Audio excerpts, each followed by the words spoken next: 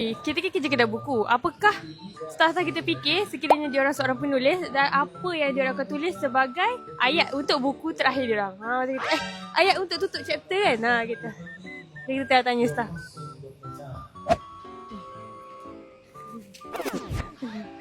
Apakah kata-kata sekiranya anda seorang penulis? Kata-kata terakhir.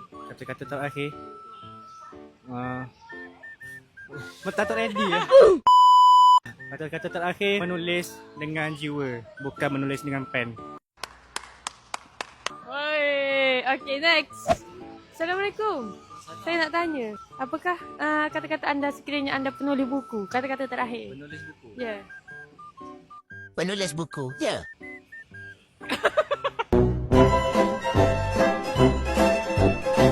Apakah kata-kata terakhir sekiranya anda penulis buku?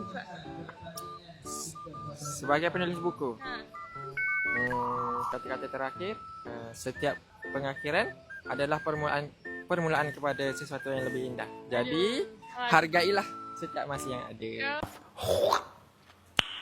Nice. Oh, cuci. Boleh. Okey, kita nak tanya pula. Yang ni pula. Saya nak tanya awak.